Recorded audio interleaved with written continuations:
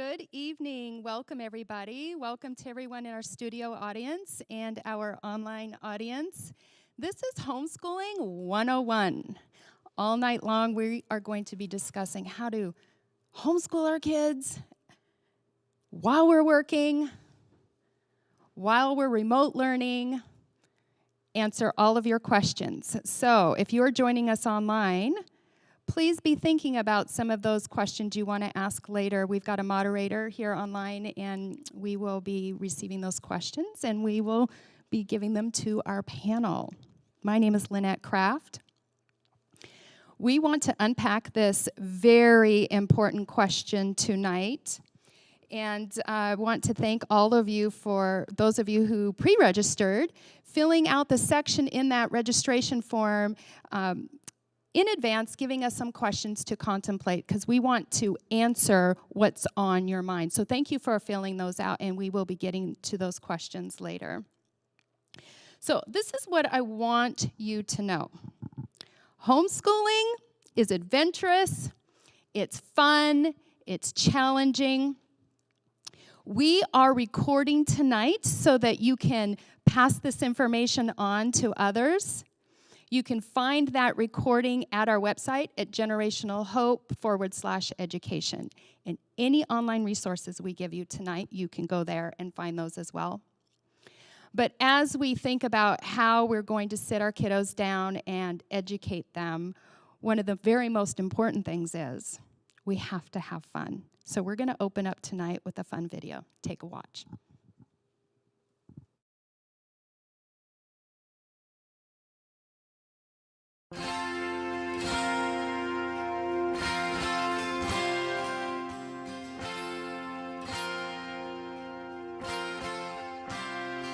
I was a big shot, working in the big city, Metro North Line, 60 minutes door to door. Now I teach grade school. While social isolating, I love my children, but I don't like them anymore.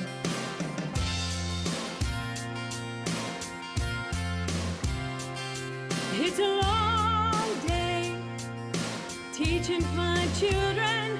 I do math and science, Social studies and PE. feel like a bad mom, 'cause I don't remember fractions. Feel like a bad dad, sitting on the couch watching TV. And I'm home, homeschooling. And I'm home, homeschooling. All the teachers keep sending us emails. I can't read them, 'cause I'm breaking up a fight. Reading and writing. Then up next it's Spanish. Es no bueno. Ni no hablo español. Casa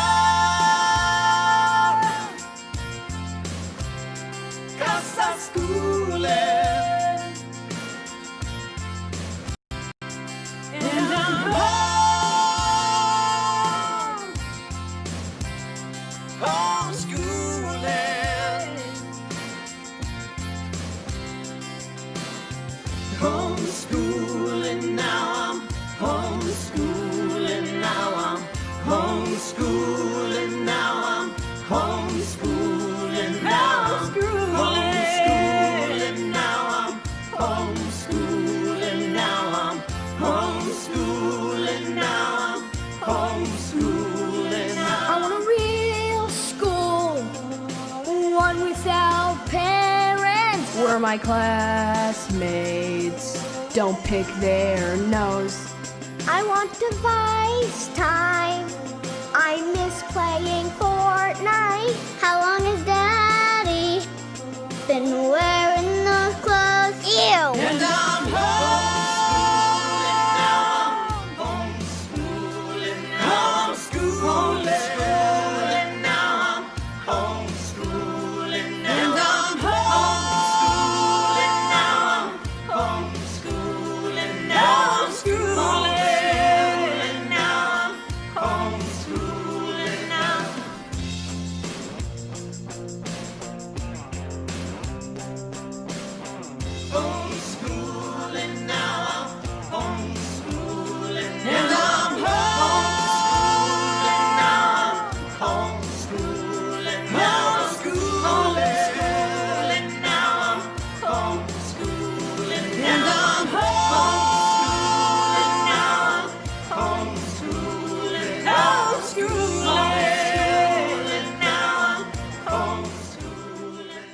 I pooped my pants.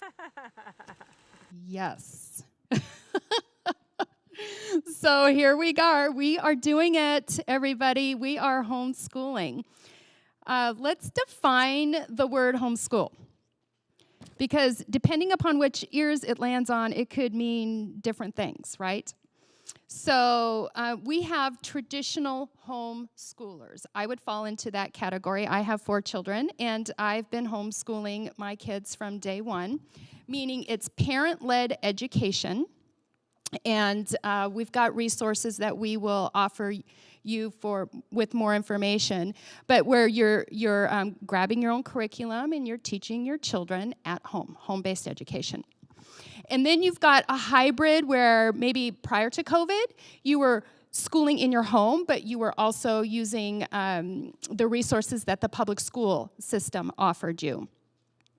And then we have now this COVID season now where we've got remote learning, where we're partnering with the public school system, but we're educating our children in our home.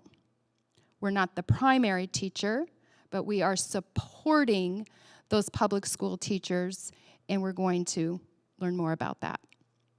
So whatever lane you're in, it's good for your family. That's what we want to release you guys. Choose what's best for your family, because bottom line is we've got parents at home working while they're educating their kids. We want you to leave tonight informed, encouraged, and enjoy this process with your children. So I'm going to introduce our panel. Right to my left is Ben Rowley. Ben has been in the public school, has been in public education for 20 years. He is currently a 3rd grade public school teacher. He and his wife led and directed a successful children's ministry, birth through 5th grade.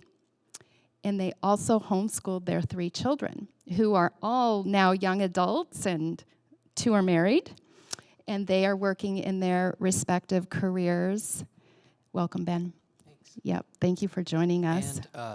And I have 3 grandchildren, too. Oh, yes, and yes. So we're starting to God, I school mentioned the all over grandbabies. again. Yes, But yes. we had our kids in public school for elementary, and then we did homeschooling with a curriculum that was more self-driven there for them.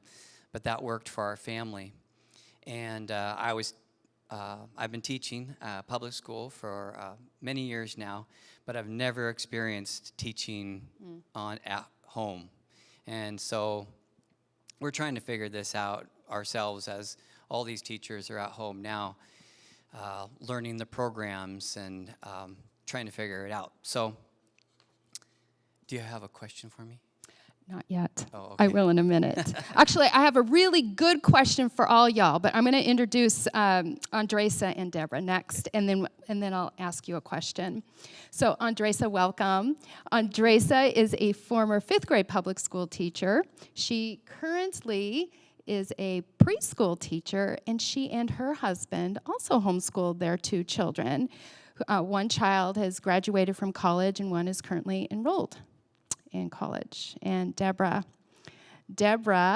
has 3 children, 16, 9, and 7. She homeschools, and she's a working mom. So we really appreciate your point of view. Deborah is a licensed mental health counselor, and she has her counseling practice here in Kent, locally. And for the record, I don't know if I mentioned this, I forgot. We are in Washington State in King County. So if any of you are watching outside of that, I know that rules and laws vary from state to state and county to county. But just for context, that's where we are. Now I'll ask y'all a question. How important is creating an environment in our home, and how does that lend itself to how our kids learn and how we educate them? Ben, you want to start us off with that? Yeah, I thought about the environment as more, not the space so much, but the emotional environment. And so I wrote some thoughts down about this. I I want to encourage you, and maybe it's the same for homeschooling, but your children need lots of encouragement. And especially if this is new for them, if they're now stuck at home on their computer, they need lots of encouragement from you as their parent. And that's before you start, and during, and after, and every day, just telling them they're doing a good job, and they can do it, and they're going to make it. But I think the encouragement is really important. And then also creating an environment of that's fun for them. Like, yeah, school is work, and work sometimes isn't fun, but we can make it fun. So taking what the teacher is giving you and saying, how can we make this fun? Change it, turn it into a game, or work with the teacher to say, hey, maybe this book isn't so interesting. Can we read this that my son or daughter is really interested in? But really thinking how to make the learning fun is important. Thank you. Yeah, environment, so emotional environment, yes. Andresa, Deborah? My approach is that learning is happening all the time in any environment. So a lot of people think that they have to replicate school at home, and this is just not the case. I mean, as a homeschooler, you have complete flexibility to create a space that sure that you can do your table work at, but that learning happens when you're helping, when your children are helping you cook, when you're out gardening, when you're out in the yard. So the environment is everywhere, but the same thing as what Ben said, is encouraging and just facilitating exploration and making sure that when you do have time that you are doing seat work or at a table, that there's just minimal distractions, no electronics, and be as encouraging as you can and positive. And remember that your children are young, and to limit the time that they're actually required to sit. So yeah, make that environment real positive, and not just at home. And I guess the only thing I would add to that is that we know our why is spending time with our kids, being able to really instill in them the love of the Lord and the love of the world, that they appreciate all of God's creation and they learn how to respect each other. I know that the environment can be a rough one because, as 7 and 9-year-olds, they are handsy and they want to wrestle and they don't want to pay attention. So delegating a spot on the couch that's for one kid and a couch, that's for another kid, and separating them has been something that I have learned to do. So just logistically figuring out what works for your kids and then navigating that, and it really is individualized. So. Thank you. Yeah, I think it's interesting, right? So especially for those of you who have multiple aged children. So we've got, let's say, Ben, we have our third grader in your class. So our third grader is engaged, and we're going to talk about how they're going to engage with you this year. And then I've got my others, and I might be working too. So we're going to kind of discuss this multifaceted, creative way to do that. But I've got a couple questions for you that have come. Oh, go ahead. Did you want to say something? Yeah. What came to mind was just building systems to help them manage themselves. And so the parent is not always the one having to guide them every single step of the way. But as you get things set up, like they have their space, they have their materials. I know for our kids at home, we had a daily schedule, and as they completed things, they could check it off themselves, and then we would check it later. But to just create systems that help them manage themselves is helpful. Awesome. Thank you. So let's talk about, so we're going to go down the public school lane here. Can I say remote learning? Is that what we're doing? Okay. Mm-hmm. Okay. That's kind of new to me to say, but that's what we're doing. Remote learning. So let me just start off like parents, please give your teachers lots and lots of grace. They are spinning on a dime, and we know that at the end of last year, it was survival mode, Let's just get through the year. How are we going to do this? With all the hope that we were going to meet again in the building, and we are not. So this is our reality. So, Ben, why don't you just talk to the parents whose children are enrolled in public school and will be remote learning. Now we're essentially elementary school. And just talk to them and share some thoughts you have. Okay. First thing, pray. We need to say, God, I need your help because maybe it's new for you to be at home and be the teacher. Pray for your teacher. Pray for your child and pray for yourself. We need God's help in this, and learning is difficult. Like when a child is learning, they're going through a process that is one of the most difficult things they can do because their brain is just growing. But pray for patience, self-control, gentleness, goodness. Do you know where I'm going? Kindness, faithfulness. We got to keep on track and do the work. But you're going to need things like peace and joy and love to really come forth if you're going to tackle this project at home.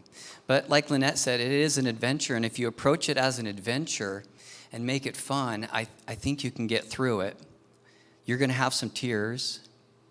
You're going to have some difficult times, but maybe you just stop and say, hey, let's just bake some cookies today. Make it experiential learning where you bring the math and science into the kitchen and just say, hey, let's take a break from this computer today.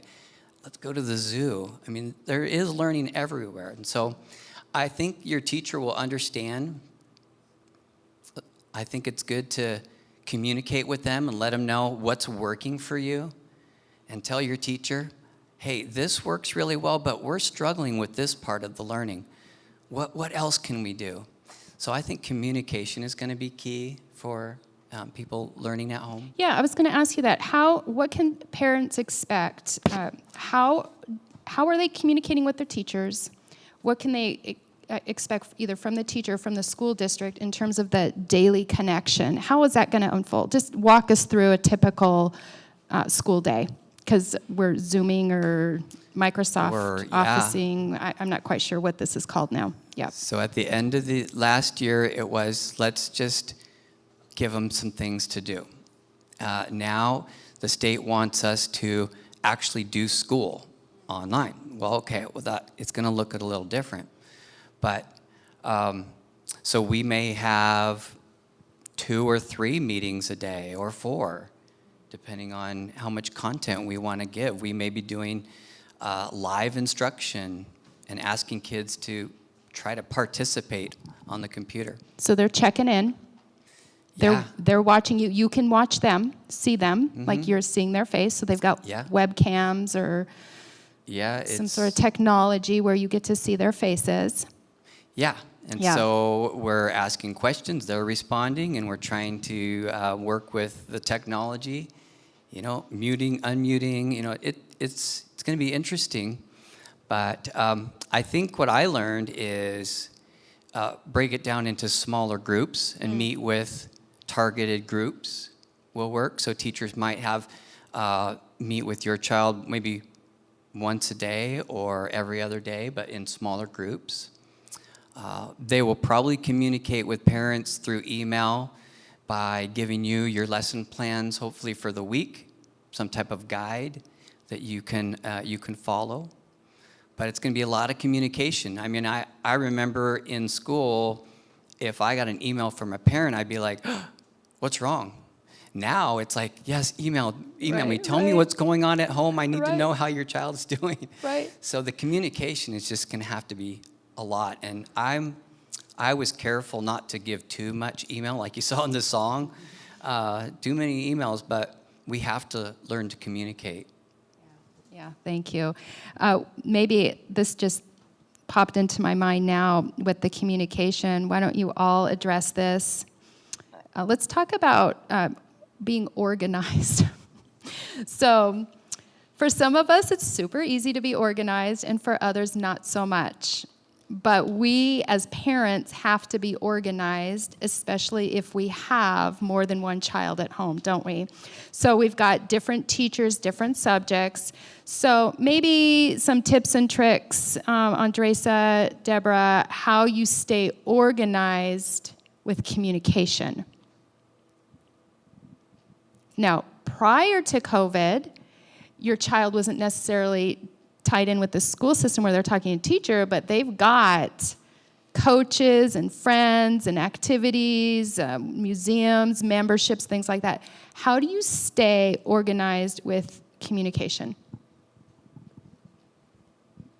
I'm not sure I understand communication exactly with who. With people outside the house. So, for example, Ben was talking about how he's going to be communicating to the parents via email. And that wasn't typically the normal way to communicate. And now that's the way to be communicated. Or text. I don't know if you're probably not texting, but email. So I'm just wondering, like, even in your homeschooling organization tips and tricks, how do you stay organized with communication? Well, I guess email is the key. One thing I found very helpful as a homeschooling parent was not answering the phone. I just could not be at people's beck and call when I had my children to educate. It's really good. Yep. And I found it best to let the answer machine take care of that and to communicate via email. That way I could do it on my own time. When the kids were in bed, I could look at my emails, schedule anything that had to be scheduled, make sure it got on the calendar, and if there was anything that I had to address during the work day or during regular business hours, then it would be during break or when the kids were done schooling. As a homeschooling parent, your time is one-to-one instruction, so it's much more efficient. So there wasn't a 5 or 6 hour day for me. It was probably more like a 3. And there was still plenty of time left in the business day to take care of the things I needed to, just not at somebody else's time schedule. Yeah. I made the time schedule. Oh, that's really good. Deborah? Yeah, I think not answering the phone is perfect. And just allotting your schedule. This is what I have to take with me everywhere. And if it's not in here, it doesn't get remembered. So I make sure all appointments, everything for the kids, all of the must-do items get in my little black book. Yeah, we call them command stations. Yeah. Doesn't everybody have a command station in your home? It's just it's that place where you write the family's life on there, so everybody knows what's going on, and you may have to tweak it now. Mm-hmm. I've seen a lot of homeschooling families get those huge whiteboards, put their own black marks on it so that with the calendar dates, and that way they could keep track of everybody's activities, where mom's going to be, where dad's going to be, coaching, sports, all the electives, music class, karate class. That way you could look at it at a glance, and it could be accessible to what I found, not only me in my book, but the whole family, so my husband would know where we might be on a certain day. It was all on the home calendar. Yeah, and with to the public schooling calendar and communication, you have to remember, I know it feels like you're the primary teacher, but Ben, you would be the primary teacher, and the parents are supporting what you are teaching them, correct? Yes and no, okay, because okay. I'm not there to Right, see. Like in okay. the classroom, I can see when a student is struggling with a concept, but I can't see that. So they either communicate with me, and we come up with strategies to help their child, Now, or they can just do it. Like at 3rd grade, most parents know how to do multiplication. Yes. So Yes. there's some things that they're going to have to just take on and Yeah, do it. okay. And I liked what you're saying about homeschooling and having kind of a structure and setting aside time and maybe letting some of the other things go. And I think that would be helpful for the public school kids too, to have get up, get ready, get out of your jammies because you're going to be on a webcam and but realize this is school and you need to do it. Yeah. Yeah. Make your bed. Yeah. Brush your teeth. I know you're not leaving your house, but just do it. Just do it. Make your bed, brush your teeth, get dressed. You're getting in front of a camera. We're doing school. Yes. Okay, so the schedule, I think that's super, super important as well. Having that time where, I don't know about you guys, but every time my phone boops, beeps, buzzes, between our cell phones, our electronics, our children listen. Our children are being trained to respond to those noises. And we have to train our kids, this is what's priority now. That phone can wait. That notification can wait. That's not what we're doing right now. Right now, we're doing social studies, or we're learning our math, and we're giving our online teacher the undivided attention. What can we expect from the public school in terms of real-time interaction with the parent, like feedback? So how would you prefer to be communicated with? Obviously, email. You don't want people calling you, but maybe you do. I don't know. So Yeah. talk about that part. Each district will have different platforms for communicating. In ours, it's Microsoft Teams, and we can use that to call them and video chat with the parent as well. So we can do a lot of communicating, even more than email, which is nice.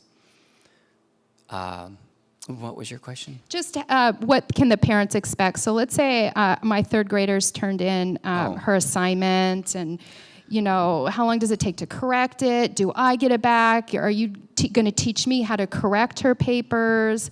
Like that kind of thing. How is that? Yeah. I think each teacher is going to be different because, and as they learn the programs that they're, then the platforms that they're using to push assignments out, there's going to be this learning time. I would say give your teacher, let's take several weeks to get this figured out. And if you are having a question, or if you kind of want something more, email them, ask, talk to them. They want to hear from you. The teachers would love to hear what's working for you and what's not. So just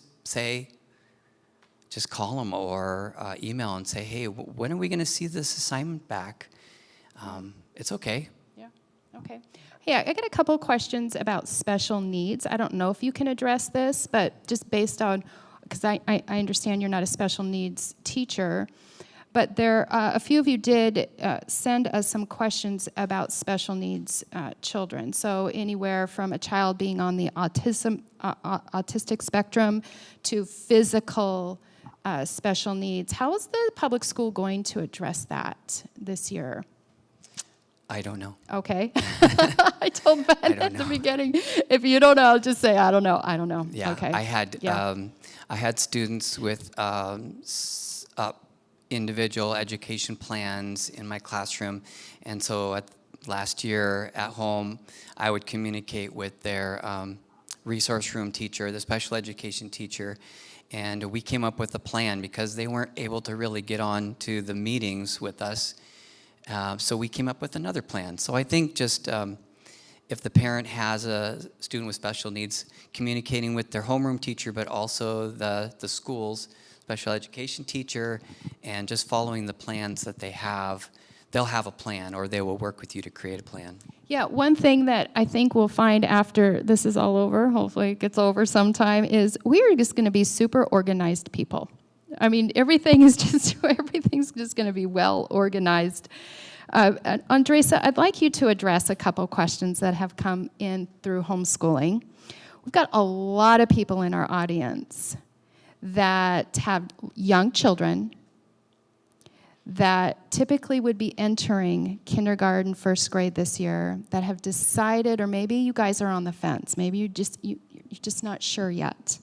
We have a lot of questions about homeschooling.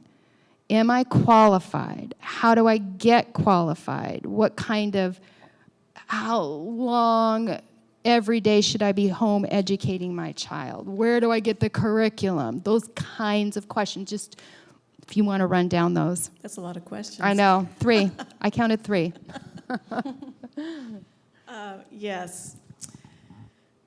To qualify, so when you came in, you saw a Homeschooling 101 packet that I put together. There are 5 things you need to know to homeschool in Washington, and that we do have a very, very generous Washington State homeschool law. And it's important that you become familiar with it, so that you can do it successfully, and you will be ensuring the right to homeschool for future homeschoolers as well. 4 ways to qualify to teach your child is that you need to have 45 college quarter credits. You can take a parent qualifying course. You can hire a Washington State certified teacher to provide oversight, or you can gain superintendent approval. That last qualification is probably done 3 times in the last decade in the state of Washington. Most people go ahead and do it themselves. There is a qualifying course that they've added, and early bird registration is until August 31st. That being said, if you can't make that, if you just register for one, there's one in January as well, Washington Homeschool Organization, that would suffice as qualifying to homeschool in the state of Washington. That was the qualification part. What was the next? Yeah, how long should I homeschool my kid during the day? My child, like, do I do it for 6 hours? Do I do it every day, every other day? Yes, please don't do it for 6 hours. Okay. That will be too hard for you and too hard for your children. A lot of it's going to be depending on the age of your children, their attention span, their skill level. I can tell you that in the state of Washington, we are required to homeschool for 1,000 hours a year. If you break that down, like for a public school situation, that's 180 days, 5.5 hours a day. Keep in mind, that includes walking from class to class, lunchtimes, recesses, field trips, assemblies, music class, all that. On a one-to-one instruction, as I mentioned earlier, it's very efficient. You can get through your day, depending on the age of your children. I would say in the primary age group, an hour. And not even all at once. Elementary, like 1 to 2, then it goes out 3 to 4 as your children get older. There's not the time that you spend on one-to-one instruction isn't going to be hours long. They might take a lot of time to do a project, and that's fine. But please don't try to replicate a school day from the public school into your homeschool time, because it's much more efficient working one-on-one or one-on-2, one-on-3, however many children that you do have. And talk about curriculum a little bit. We're not going to necessarily endorse a particular curriculum, but there's a lot of content and resources out there. How do we choose, especially as a new homeschooling parent? Where do I begin? At the back of this packet, there is some resources. My favorite resource was Kathy Duffy Online Homeschool Reviews, and I would use that as a starting point. They have, she's provided many filters, so you can filter it down based on your educational philosophy, age of your children, the subjects you want to look at. And what I would recommend is, if at all possible, get your hands on a copy, find other parents who might have one, join a support association that you can start putting your feelers out so that you can look at it. I found, and let me tell you this is from experience, is if I purchased some curriculum and perhaps didn't like it, I didn't teach it, and I was stuck with that curriculum unless I sold it. But if you don't like the curriculum, you're not going to really want to teach it, your kids will pick that up, they're not going to want to do it either. So make sure that you like the curriculum, and you can also involve your children in that curriculum choice too, depending on their age.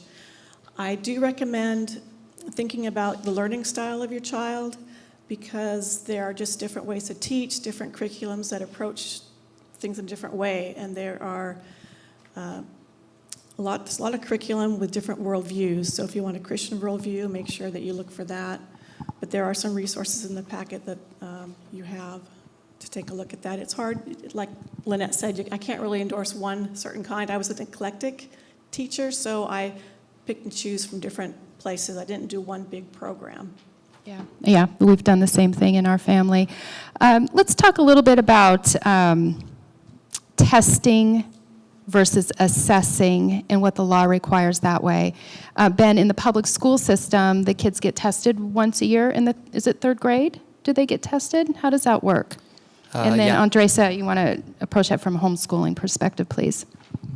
The state has their big test for all grades, third grade and up. But the teacher is constantly doing formative assessment all the time, because that's what's helping them know what to teach next. If the kids are getting it quickly, then you're going to move on. But so that's what's going to be different at home is we'll be doing maybe more quizzes on the computer type quizzes, and we're going to have to go off of those to see what we need to reteach or practice again. But parents can be really involved in that, because they will know, oh, my kid's picking this up really quickly, and communicate with the teacher, we're ready for the next thing. So, yeah. And as a homeschooling parent, you are making those assessments on a daily basis. You know when your child doesn't understand something to reteach it, to back off, try a different way of teaching it. So you're constantly making those assessments. As far as Washington State requires, any children between the ages of 8 and 18 must be tested annually. There are two different kinds of tests. One is a standardized test, and you can, things have changed now with COVID. In this packet, there's a list of testers, so you can even order the test online, you send it back, and it is graded and assessed, and you get back that information and you put it in your file folder and you keep it. I know a lot of parents didn't even look at it. They said, yep, there it is, put it in the file folder. If anybody ever asks for it, you have it. But you are required to do it once a year. That's standardized testing. If you don't want to do standardized testing, you can also have your child assessed. And there is also a list of assessment providers. And what that means is that somebody who's qualified, usually a certified teacher, who is working currently in education, will sit down with your child, and it's almost like a conversation that they have. They might talk about the school day, what they're learning, different subjects, and this assessor will then write up an assessment of your child, give it to you, you put it in the file, and then you keep it. And I can't think of anybody who's ever been asked for their assessments. Yeah, we've done our family, we had our children assessed earlier on, starting at the age of 8, but then eventually the kids just got to know how to take a test. So let me tell you, I've got an elementary school, 2 middle school, and now a high schooler. And so my older ones are not getting assessed, they're actually taking those annual tests at where it's proctored, and we got to obey the law, right? All those homeschooling pioneers out there in Washington State, thank you. We really appreciate what you've done. Did you want to say something to that, Andresa? Yeah, now that you have a high schooler. Yeah.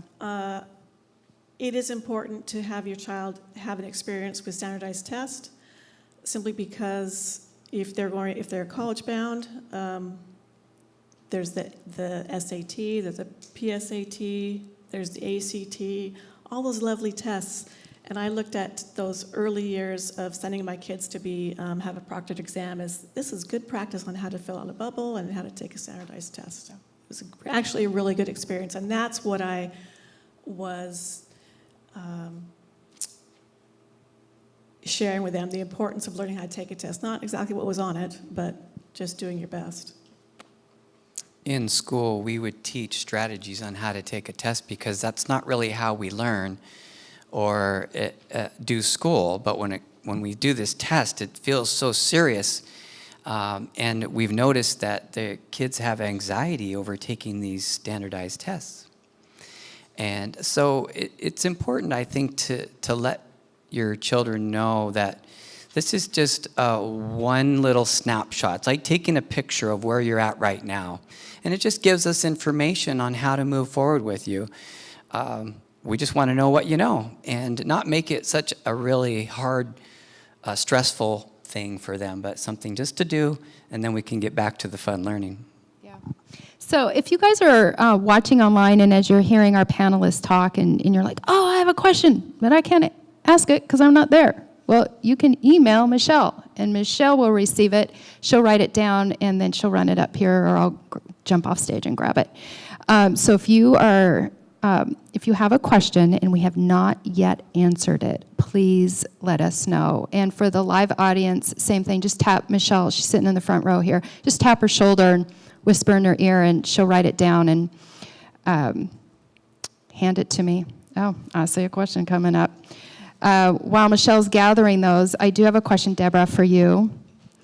I would love you to address, please, our mental health in our kids and some of the things that you've observed and maybe some tips for parents on how to help them with fear, anxiety, and just working with that. We talked earlier about being positive, giving kids positive feedback, but let's not forget the reason why we're doing this is because of COVID, and just to keep that conversation going with our kids. So will you address that issue, please?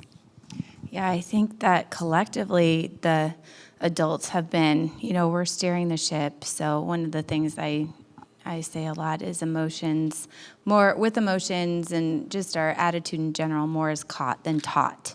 So understanding that we absolutely speak volumes into our children's lives just by the way we handle it.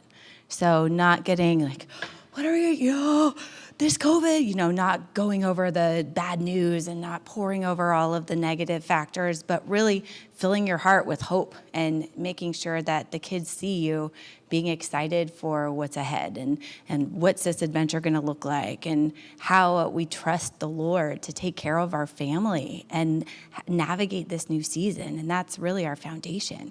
And the kids pick up on that. And then they, the fear is kind of dispelled. I know one of the things that I think about a lot if I start to gravitate towards just that fear-based mindset is you cannot be conscious of two opposing thoughts at the same time. And it all boils down to fear and love, right? So how do I get to the love if it doesn't feel congruent? And a big gateway is just gratitude. It's those simple little things that we're so thankful for, even if it's, I have legs at work. I have legs at work, and my kids have legs. It can be the simplest thing, but it can just channel us to this place of, all right, we got this. Yeah, we're together. We're together. You guys, we're together. That may not seem like a blessing on some days, but you guys were together. Yeah. Dad's home. Again, that might not seem like a blessing on some days, but this is just a super unique season in our lives where the family unit is together. Deborah, how have you balanced work and homeschooling? Because a lot of us are now doing that, not necessarily by choice. You got to choose it. But many of us are at home working and homeschooling now. Talk about schedule, balance. How do you do it? Well, you have to give yourself grace, absolutely, because you're going to drop a couple balls. And my number one priority is my children, my family. So when it comes to work, it does take that secondary role. So I'm not going to be the counselor that's going to be on call 24/7. I do shut my phone off, and there are days when I try to get back to people in an appropriate fashion, but it does get put on pause for my kids. So just delegating. I have a certain time of the day when I go through all my work. I prioritize my work schedule. I always do that the day ahead of time. I have, a pretty strict schedule, and I really honor those boundaries around work and family. And then there is that, kind of creative. We might do school later on in the day, and it might be when I'm spent, and we just do it for a small portion of the time. I don't think that it has to be very rigid when it comes to homeschooling. It needs to have a flow, and you just have your goals, and that's the priority. It's like, we'll try to meet these goals and these milestones, but we won't get bogged down into, like, if you did enough math pages, or if you, we'll get to it. Yeah. Can Can I Oh, just yeah. add to that Yes. as far as balancing goes? As moms, we always try and do it all. Use your children to help you get things done as well. I That's would, good. cleaning is a huge thing. So I had chores. The kids have to help because when their school day was over, sure, there was time for play, but there was also chores. And I needed them, they were part of the family, to have the home run in an organized manner. So it wasn't all on my shoulders or my husband's shoulders. Yeah, I've got a question here about being overwhelmed and feeling anxious, dealing with anxiety. That actually, besides the curriculum question and how much time a day do I spend with my child, this ranks way up there too, this question. So I'm not sure specifically what this is pertaining to, but we can approach it on different levels here. How do I handle anxiety with feeling overwhelmed, both for my kids and myself?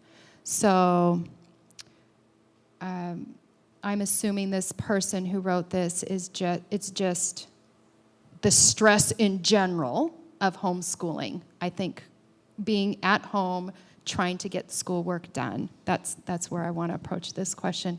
So how do we handle that? I would say find your toolbox.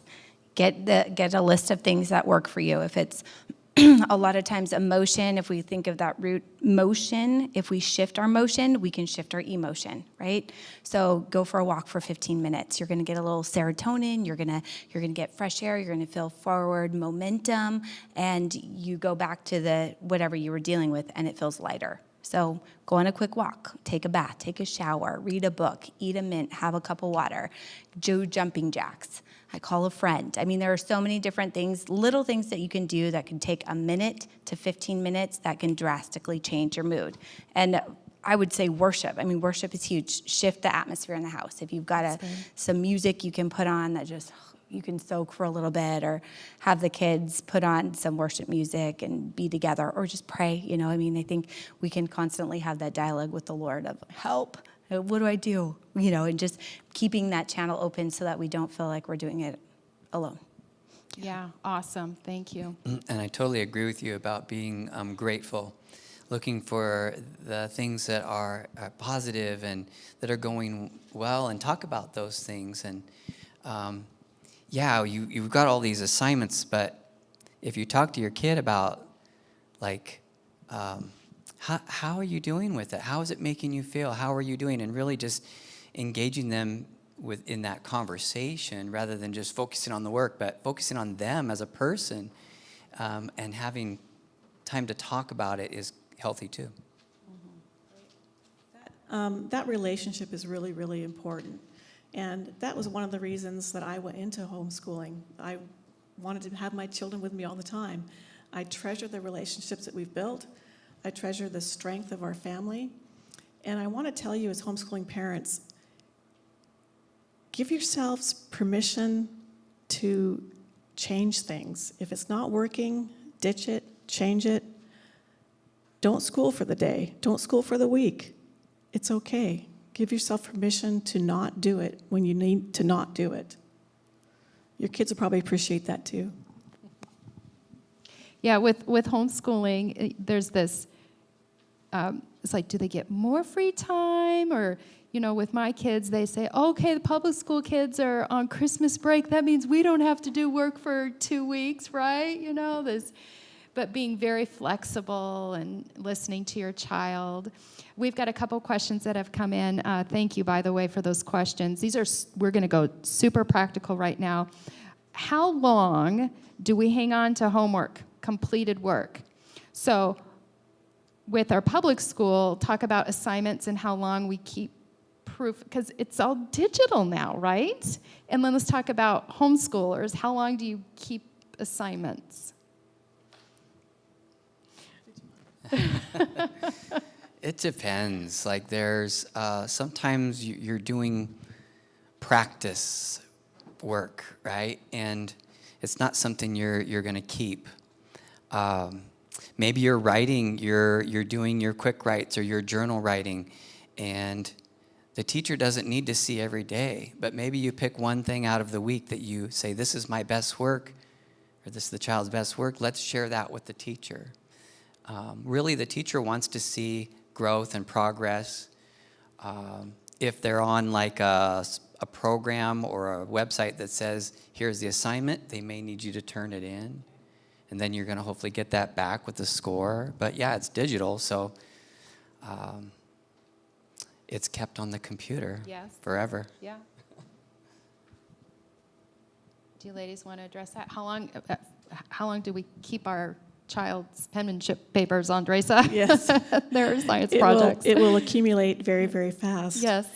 What I decided to do was create a notebook for each child, and I would put, at the beginning, I would just had the folders, the separators, what are they called, the dividers, and it was first grade, second grade, third grade, all the way. And I'd put a writing sample, and I'd let my children choose the writing sample. And no one has ever asked for that, but we've had a lot of fun going back and looking at those writing samples and looking at penmanship, looking at the content, looking at what was important to them. I keep those artifacts. I've also kept artwork, maybe longer than I needed to, but I still have it. They're major projects.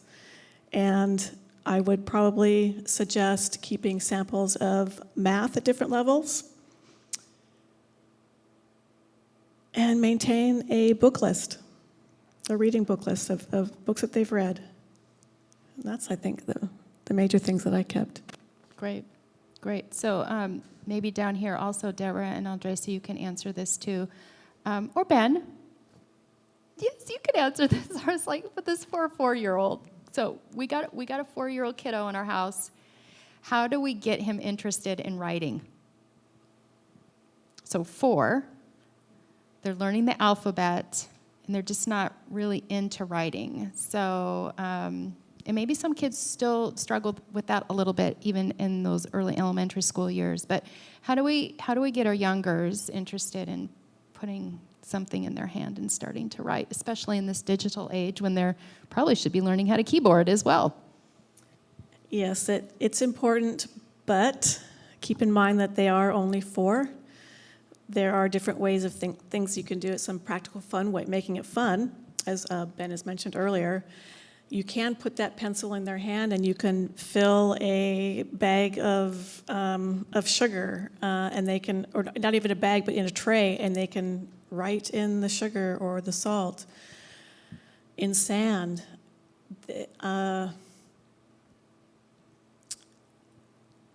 Keep in mind that they're only 4, and it will come, but don't make it so it's uncomfortable for you and for them. Try to make every experience as positive as you can. I think modeling is a good aspect too. So if maybe they draw the picture and you can ask them, what's his name? And you write it for them. Just let them see you writing, and then they'll be like, oh, I'll do it, and they'll pick up on it. So modeling is a great way to get them started. I don't know if you use this in the preschool, Deborah, or if you use this with your kids, but we put those plastic sheets that go in a notebook. Sheet protectors, that's what they're called. And then the alphabet or the words are behind the sheet protector, and with a dry erase marker, they trace over it, and then they can wipe it off. And I don't know why, but my kids just loved that when they were little. The alphabet with shapes, with forming simple sentences, they just thought that was so cool. It's just a really cheap dry erase board is what it is, but they could pick their color, and that's what we did, and they seemed to enjoy that. We have just a few minutes left, and I would like to close our time together and talk about support. So I'm going to have you think about this for a minute, Ben, but I would love to have you contribute the father's role in this. Typically and traditionally, moms have been leading the charge at home with education, and it still may be that way, but let's not forget that fathers are more present now more than ever, and I'd love to hear the father's heart And Deborah, I'd like you to address extended family, how we're getting the entire family involved now, especially now, in educating our children. And Andresa, just talk about the community out there, resources and different ways to support education in the home. Ben, you want to start and then share your concluding thoughts? Sure. I think of a father and mother, but I think of the parents as the people who are training their children. And there's lots of verses that come to mind. The one that came to my mind was Proverbs 13:24. Those who spare the rod of discipline hate their children. Those who love their children care enough to discipline them. And I'm not talking about spanking at all. I'm talking about the discipline word, which means to train. In the dictionary, it means to train to obey. And I know we don't like that word, four-letter word, obey, but we want our children to be safe. We want them to grow. Obedience is a big part of that. And so I thought about my life, and so I can only tell you an example. So this is teaching. Teaching is training. Okay? So modeling and explaining what you want the end product to look like. In 3rd grade, I'm 8 years old, my dad had me using a push mower. Not the kind that goes for you or helps you, but the kind, right? But first he showed me how the machine worked. And then he demonstrated how it worked in the yard. And he did the border and he did a few lines. And then he let me get started, but he watched me. And he would help me fill the gas because, don't give an 8-year-old gas can yet. But it was a dangerous thing, but he was training me how to do it. And he was teaching me by modeling. And he checked on me and he said, "Great job," even though it probably wasn't a great job, but he was encouraging me. And that became my weekly job. And that became something that I took ownership of. And so as we train our children, we're giving them ownership of something. And there was no external reward. There was no ice cream. But there was an internal reward of, I completed this. This is my lawn, and I am taking care of it. So as a father, I just think of training being an important part of the learning process where we're teaching them, modeling, encouraging, and being positive. Yeah. Thank you. Thank you. Andresa? It's important as homeschoolers that you are not an island, that you reach out to other families and support networks because you will need it. I needed it. I loved it. I loved finding families that we could just get together and have a play date. I loved coordinating field trips with their families. Reach out. I've included the resource. It's an acronym is WHO, WHO, who.org, washhomeschool.org. It is a wealth of information from local co-ops to support groups. There's an HSA support Facebook group that has been instrumental in a lot of homeschool journeys. And take advantage of those, find other families, work together. It's all about relationship. Yeah, I think one of the irrational fears for a lot of new homeschooling moms are, my kids aren't going to get enough social interaction. And the opposite is really true. It's more of how do we get our schedule lined up so that we have less social interaction, because you have these opportunities all the time to do fun play dates and just different outings, and it's really wonderful. It really is. And the social interaction that they do have, I know this wasn't the question, but it tends to be just really quality. So and you know what it is, you know what it looks like, which is great. At school, you don't know what it looks like. So in terms of extended family, I know utilizing grandparents is a wonderful tool. I also, personally, we have a great neighborhood, and so we've got different figures in the neighborhood that have taken, the kids under the wing, or we'll just do different outings. We had a neighbor who came and taught a lesson on hummingbirds at the co-op. So kind of being free to reach out, hey, is there anything you would like to teach the kids, to people that maybe are retired and in that age group and would be really, honored and bring so much. I think there's just a wealth of information when it comes to, the senior population, that they get out just as much as the kids receive. So. Absolutely, thank you. Well, thank you, panelists, and thank you for joining us tonight. I hope after this 1 hour together that you feel more confident, that you're encouraged, that you know that there's a system in place, whether you're public school, remote learning, or homeschooling. There are people here that want to make you, the parent educator, successful. We want your kids to succeed. We want you guys to have fun doing this. So here's something to think about. Everybody